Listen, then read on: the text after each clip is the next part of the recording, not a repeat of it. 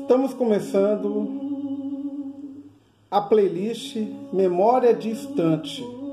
Hoje eu vou comentar esse livro que veio da minha estante. Martin Luther King, o grande líder pacifista assassinado na luta pelos direitos dos negros nos Estados Unidos. Esse livro foi editado pela editora Globo em 1993, de Valerie Scott e Pen Brown. Quando Martin Luther King foi atingido pela bala de um atirador solitário, em abril de 1968, muitas pessoas em todo o mundo choraram. O líder assassinado era um grande homem, figura central da campanha pelos direitos civis do povo negro dos Estados Unidos. King sempre temeu, um dia, morrer pelas mãos dos brancos que se opunham a ele. No sul dos Estados Unidos, os negros libertados da escravidão durante a Guerra Civil ainda não podiam frequentar a mesma escola que os brancos, comer nos mesmos restaurantes e usar os mesmos banheiros. Os brancos queriam manter a situação como estava, mas Luther King decidira lutar para acabar com essa desigualdade. Tinha, porém, consciência de que o ódio não era a melhor resposta. Influenciado pelos escritos de Gandhi, King liderou seus seguidores na dramática campanha contra a violência. Aqueles que o apoiavam poderiam ser atacados e banidos das ruas. Poderiam ser presos e até mortos.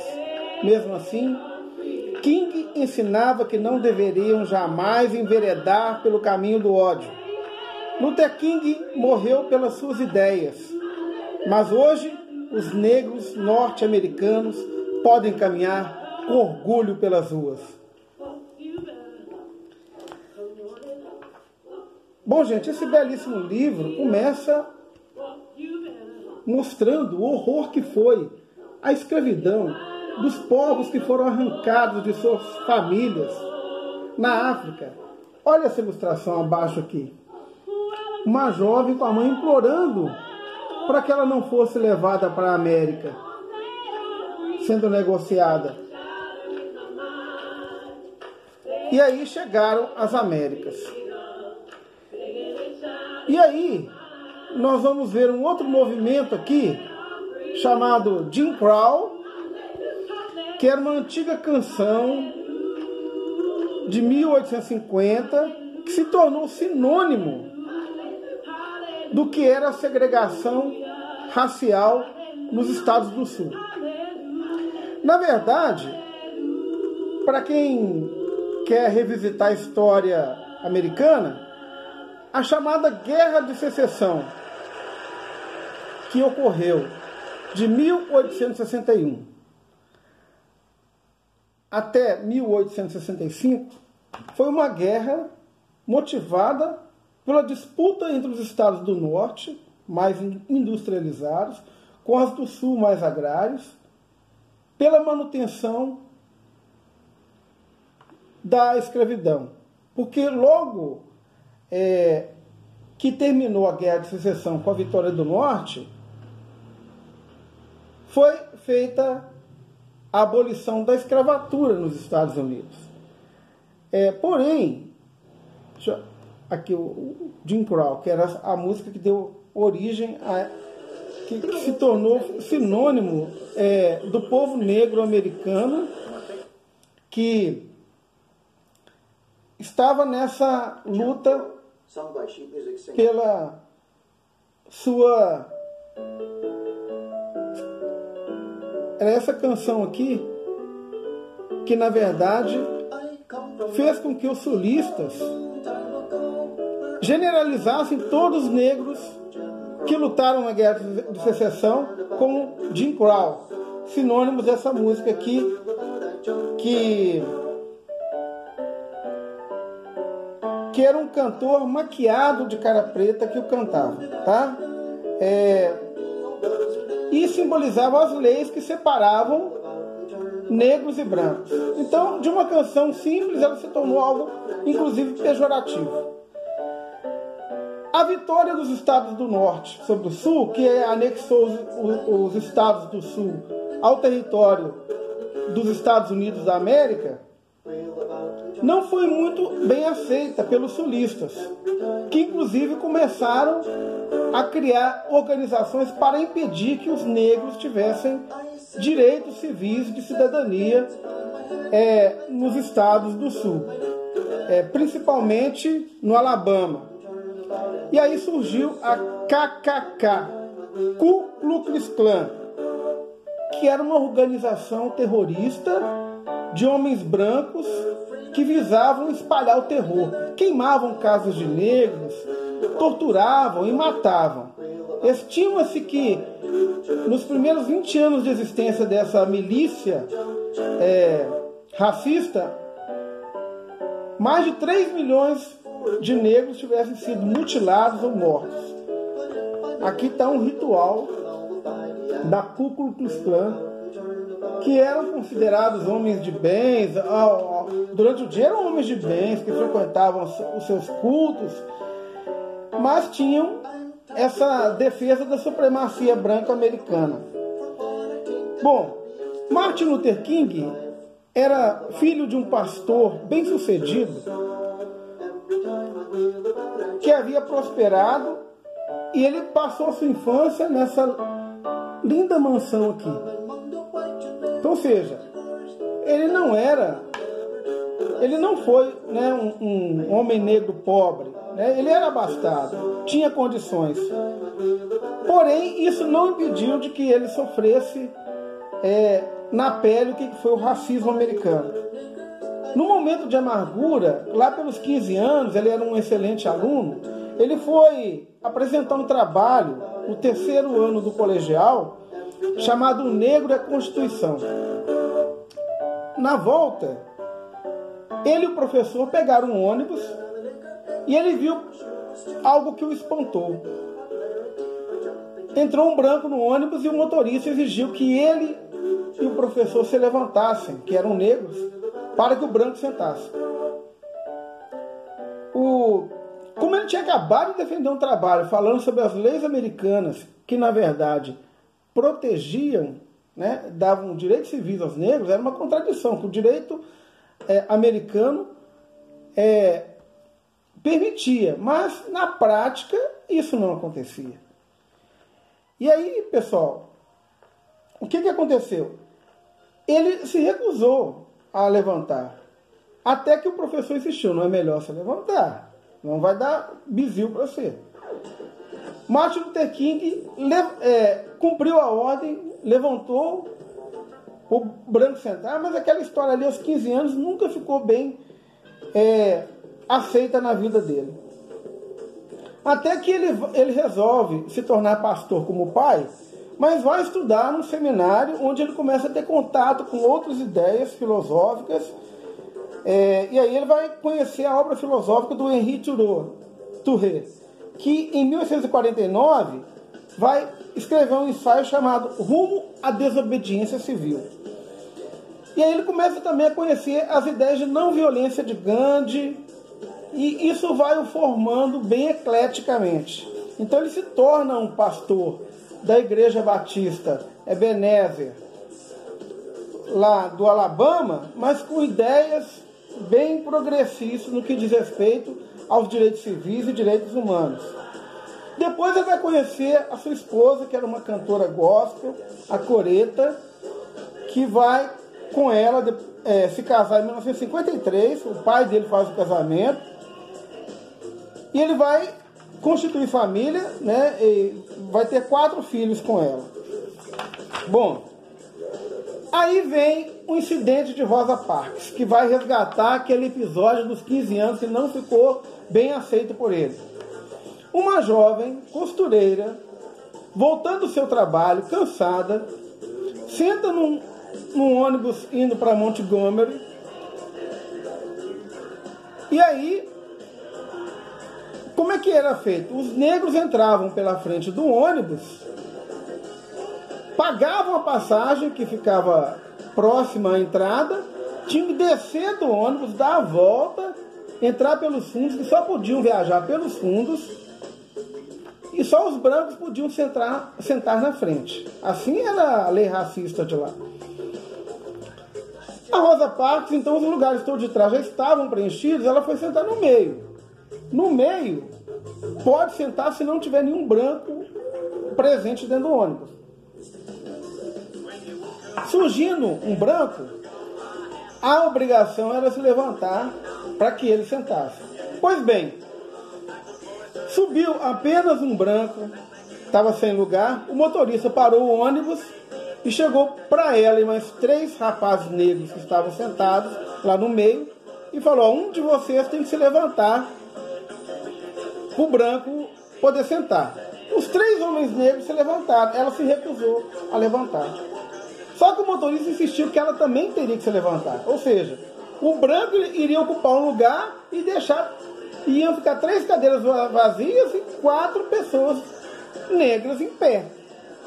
Ela se recusou porque estava muito cansada. O motorista desceu do ônibus, foi atrás de um policial, o policial chegou, conversou com ela, ela argumentou que estava cansada, o policial insistiu, começou a insistir muito com ela e deu voz de prisão, tirou ela do ônibus e levou ela para a cadeia. Muitos negros que assistiram aquilo ali ficaram impressionados com a coragem dela e se mobilizaram e falaram: olha, nós temos que fazer alguma coisa, dá um basta. Ela praticamente deu um grito de basta. E aí chamaram Martin Luther King, o pastor, para falar que você podia ajudar e tal. E Martin Luther King já tinha aquela experiência aos 15 anos, falou: nossa, só se for agora. E ele começa a realmente mobilizar a comunidade negra para fazer boicote aos ônibus. Essa música aqui, Woke Up the Morning, é uma das que eram entoadas pelos que caminhavam a pé, boicotando os ônibus de Montgomery. Caminhavam a pé, ou pegavam um táxi, ou iam de carona. Martin Luther King conseguiu, inclusive, criar um pool de carros de pessoas negras e brancos solidários que passaram a empreender. E nos seus cultos ele fazia pregações incentivando a essa manifestação pacífica, não violenta, de boicote aos ônibus. Isso, claro, que incomodou muita gente. Tá aqui uma foto aqui, nos raros, aí ele começou a ser muito acionado, ele passou a ter a sua vida toda tomada com a organização desses protestos pacíficos. Foram meses e meses de boicote aos ônibus, as pessoas andando a pé, aquela coisa toda. E poucas vezes Martin Luther King poderia sentar com sua família, estar com seus filhos e sua esposa. De tanto que ele começou a se envolver nisso tudo. E aí foi criada a Associação pelo Progresso de Montgomery, onde Martin Luther King foi o presidente. Os boicotes tinham essas reivindicações aqui, ó. Os motoristas tratariam os passageiros negros com cortesia, que eram muito maltratados. Os passageiros tomariam os assentos na seguinte ordem: quem chega primeiro, senta primeiro. Com os negros começando pelos fundos, ou seja, respeitando o que já estava, e os brancos pela frente. A companhia se obrigaria a contratar imediatamente motoristas negros para os ônibus que circulavam nos bairros negros. Pois bem, eles achavam que no primeiro dia de chuva os negros iriam desistir. Não desistiram. Caminhavam na chuva, mas não desistiram.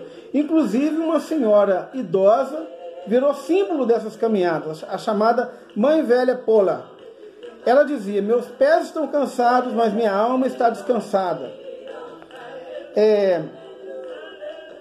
E aí o Martin Luther King dizia que se tiver uma vitória, que vocês não ostentem como uma vitória contra os brancos, mas que vejam isso como uma vitória pela justiça e pela democracia.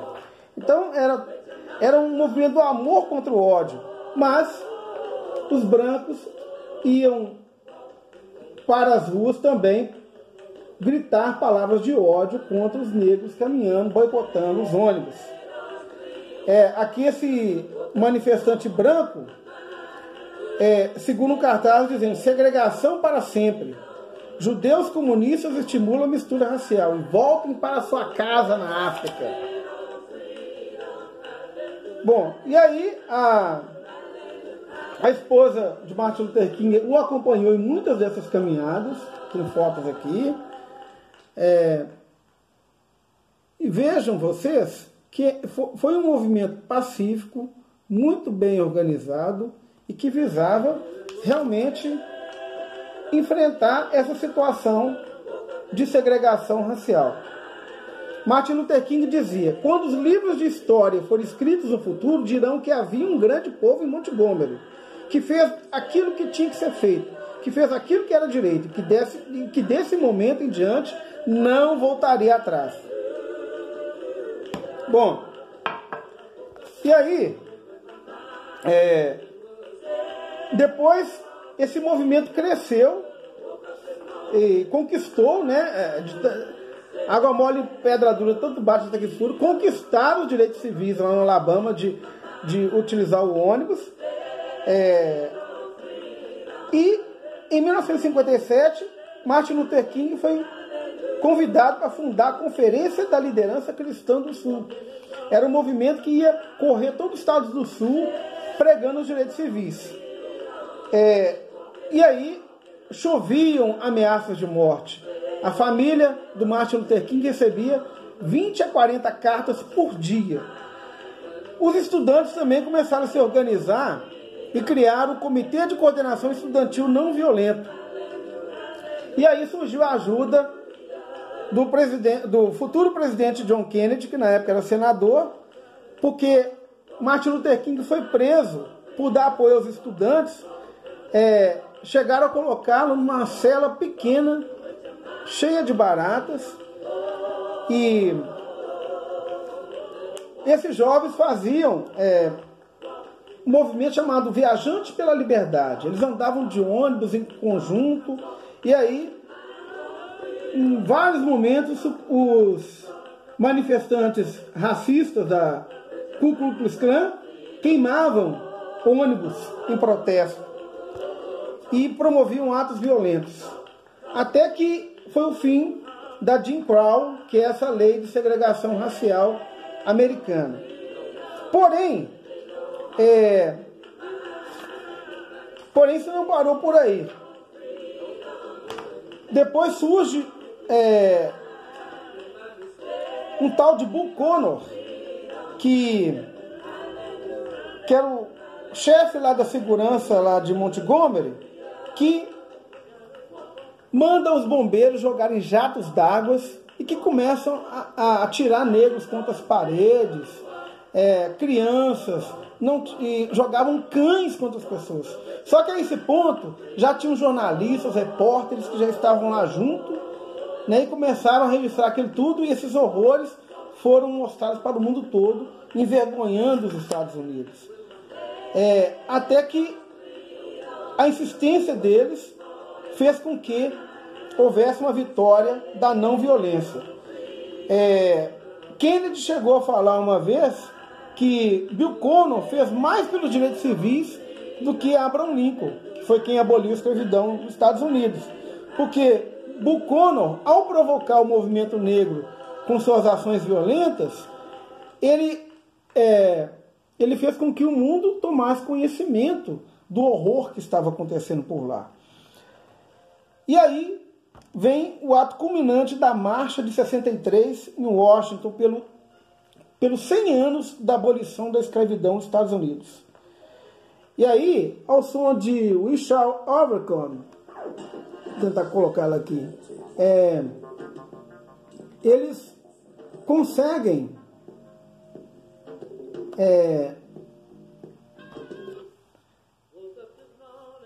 vou repetindo aqui, que era a marcha de 63 em Washington, pelo centenário da abolição, que foi o coroamento da luta do Martin Luther King.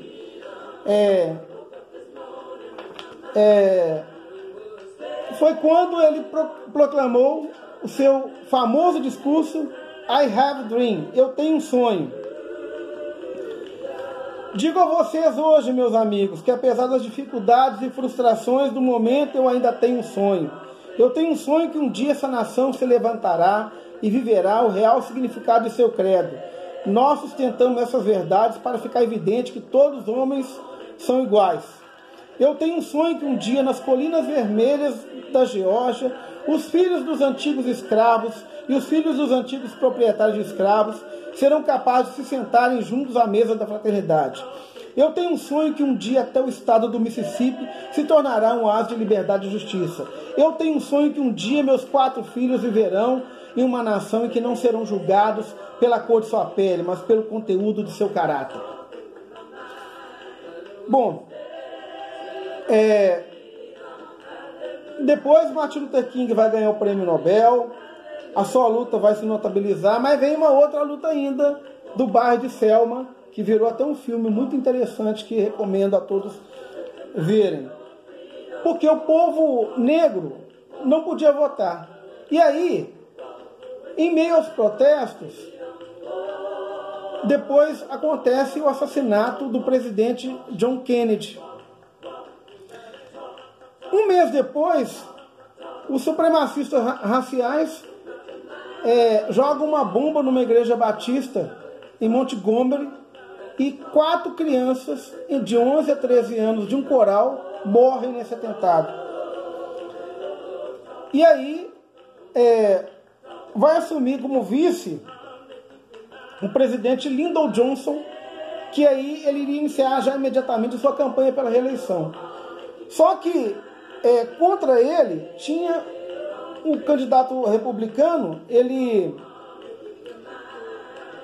era muito conservador, que seria um retrocesso na luta pelos direitos civis. Só que tinha um problema, o povo negro tinha o direito a votar, mas ele não conseguia se registrar, porque havia 1000 manobras que os sulistas arrumaram para não deixar que eles se registrassem.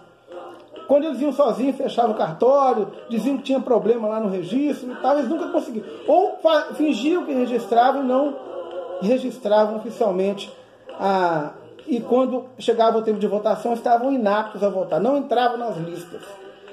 Tanto que num protesto pacífico, eles foram uns milhares lá, uma caminhada de Selma até Montgomery, para exigir o direito ao voto. Quando chegam lá,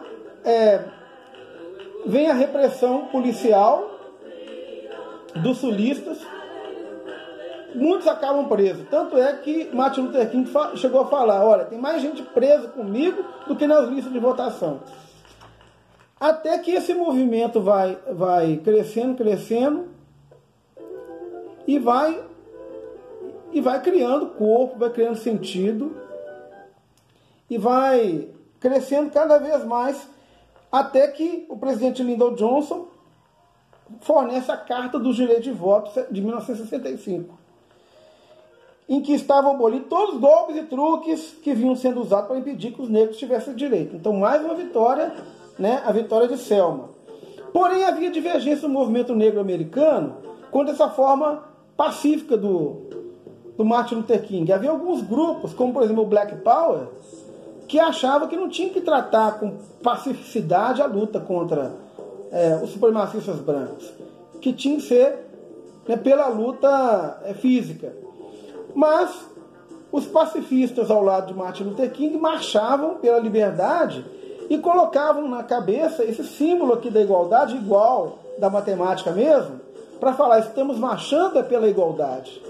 E foi com esse propósito que Martin Luther King foi até o Tennessee em 68, em abril de 68, e antes ele vai fazer um pronunciamento em que perguntam para ele se ele não tinha medo de morrer. Aí ele vai e fala, assim como qualquer pessoa, eu tenho medo. Eu gostaria de viver por muito tempo, mas não estou certo que isso possa acontecer. Quero apenas atender à vontade de Deus. E Ele me permitiu subir a montanha. E eu olhei de lá e vi a terra prometida. Eu não posso estar lá com vocês, mas quero que saibam essa noite que nós obteremos a terra prometida. Estou feliz essa noite. Não estou preocupado com nada. Não estou com medo de ninguém. Meus olhos viram a glória que vem do Senhor. Fatalmente, depois que ele proferiu essas palavras, ele foi para o hotel e à noite ele resolveu subir no terraço para fazer um alongamento. E já tinha no prédio vizinho alguém de tocaia que, percebendo a presença dele, não hesitou, atirou, a bala atravessou o pescoço. Tentaram socorrê-lo, não deu tempo e Martin Luther King morreu. Foi a morte da não violência? Depois disso, muita gente indignada com a forma como ele morreu, começaram vários protestos mesmo violentos por parte de grupos organizados do movimento negro. Mas a Coretta King, viúva agora do Martin Luther King, ela vai no funeral dizer essa frase: no dia em que os negros e outros que estejam em cativeiro forem realmente livres, no dia em que a miséria for abolida, no dia em que as guerras se acabarem, nesse dia eu sei que meu marido descansará em merecida paz. E assim eu termino meu relato. Agradeço aí a paciência de vocês em me ouvir, né? Apresentando para vocês mais um livro da minha memória distante. Viva Martin Luther King, viva o movimento negro, viva Rosa Parks, viva Coretta King. E depois, com a vitória de Obama, Martin Luther King subiu a montanha novamente. E, recentemente, com os movimentos contra a violência contra os negros nos Estados Unidos, Black Lives Matter, Vidas Negras Importam, mais uma vez a memória de Martin Luther King continua presente nos Estados Unidos e também no Brasil, com todos os movimentos que têm sido feitos aqui. Toda manifestação contra o racismo, basta de racismo, vidas negras importam. Vamos entoar esse canto de liberdade. Vamos sempre, por meio da não violência pregada por Martin Luther King, através de ações como ele fez, como um boicote, que seja, por exemplo, na atitude dos jogadores